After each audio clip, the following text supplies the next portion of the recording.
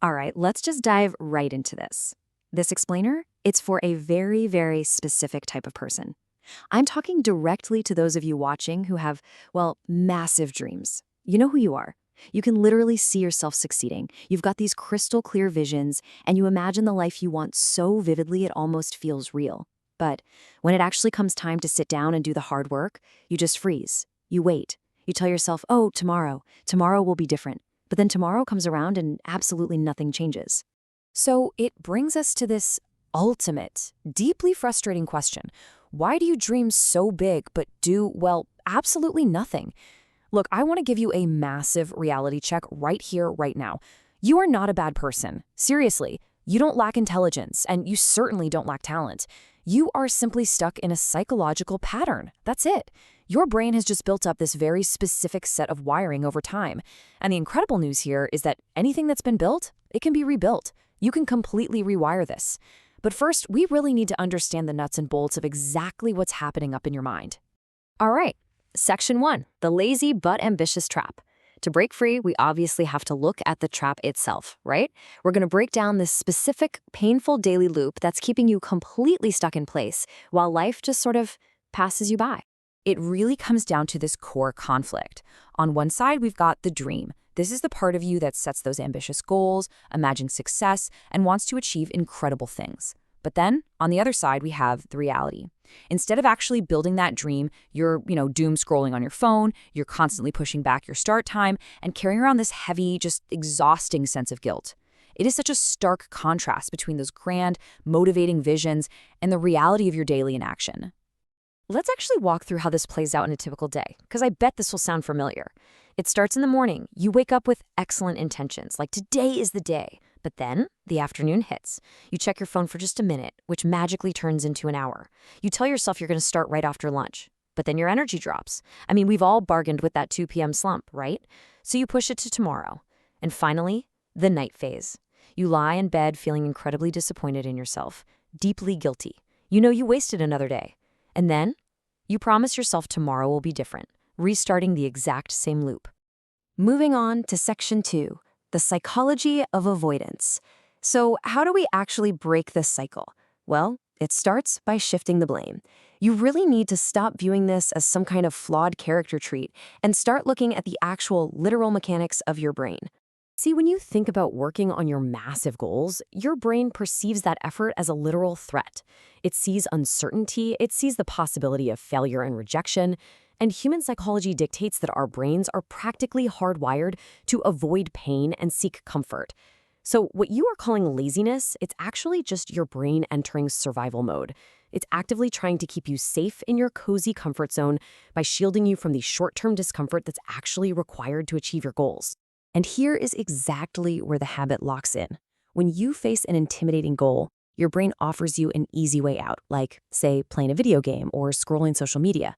When you take that easier option, your brain rewards you with a hit of dopamine.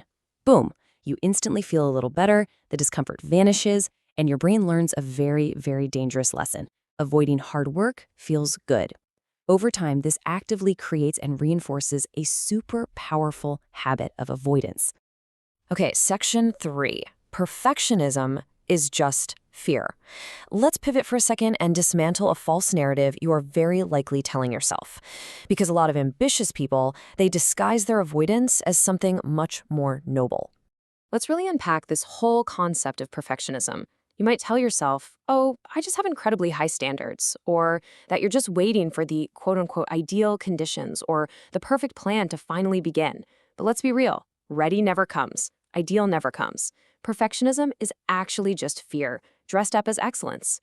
You wait because, honestly, you're secretly terrified that if you actually try your hardest and it doesn't work out, you'll have to face the truth that you might not be capable of your dreams.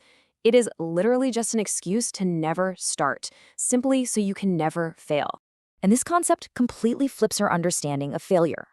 We've been taught our whole lives to fear it, but think about it. Doing nothing teaches you absolutely nothing. When you fail, you're actually gathering valuable data. You're learning lessons. Pretty much every highly successful person has failed way more times than you've even tried. They built their momentum through consistent, imperfect action, proving that inaction, not failure, is the true enemy of success. Section 4, Systems over Willpower. So if we know perfectionism and avoidance are the things holding us back, what's the actual antidote to all this procrastination? It's time to shift away from the myth of fleeting motivation. This roadmap out of the trap requires us to drop a really common myth.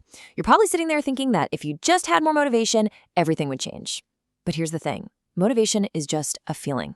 And feelings are incredibly fragile. They come and they go. You simply cannot build a solid life on a passing feeling. What you actually need is the structure of discipline. And hey, discipline isn't some magical trait you're born with. It's a structural system built one small, difficult decision at a time. It feels absolutely terrible at first, I won't lie, but eventually, your brain adapts.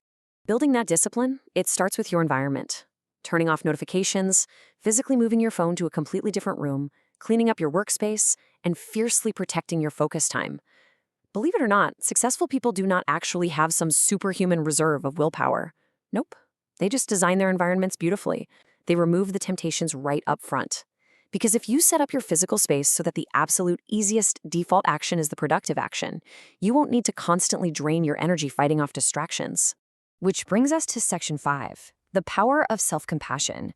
As you start building these new systems, you really have to address the heavy emotional toll that comes with breaking old habits. Because, spoiler alert, you are going to have setbacks. The crucial reality here is this. Guilt does not motivate you, and shame does not make you better. Remember that nighttime phase of the cycle we talked about, where you lie in bed just beating yourself up? That emotional punishment actually makes the avoidance problem so much worse. You end up associating your goals with negative emotions, making your brain want to avoid them even more. You literally have to start talking to yourself the way you would naturally talk to a good friend who was struggling. And this is exactly where forgiveness comes into play. Now, self-compassion is not a free pass, okay? It isn't about letting yourself off the hook or somehow lowering your ambition. It's about clearing the emotional slate. If you mess up and totally waste a day, beating yourself up just drains the energy you're gonna need for tomorrow. Forgiveness simply gives you the energy to try again today, completely unburdened by yesterday's inaction. Section 6, stop planning, start doing. All right, we've covered the psychology, the systems, and the mindset. Now, it is time to systematically strip away every last excuse. You just have to accept a harsh reality right now. Your very first attempt is going to be terrible. And that is completely 100% normal. Every single masterpiece in history started out as a messy, embarrassing, rough draft. You must actively give yourself permission to produce bad work initially. You are not trying to be great right now. You are literally just trying to build the physical habit of showing up. Quality is going to follow, but consistency, that has to come first. Please, do not try to change your entire life overnight. That's just your perfectionism talking again. Instead, take this simple 3-step approach. Step 1, pick one ridiculously small thing. Maybe it's writing a single paragraph or making just one phone call. Step 2, do it for exactly 15 minutes. And step 3, repeat it tomorrow. This totally unintimidating approach takes all that immense pressure off. It proves to your brain that the discomfort isn't actually dangerous, and it quietly rewires your mind against that feeling of resistance. And listen, I need to give you a bit of tough love before we wrap up here. You need to stop consuming content. Seriously, watching more videos about success, reading more articles about productivity, it feels like progress, but it's a total trap.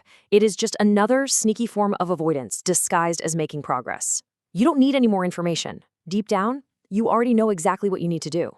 Which brings us to the final question. Are you ready to close this explainer right now and go do just one thing that moves you forward? Stop waiting to feel motivated. Stop planning the perfect routine. Break the psychological cycle this very second. Take that single, highly imperfect 15-minute step today. Because on the other side of that small struggle is the version of you who doesn't just dream, but actually does. Go be that person. Starting right now.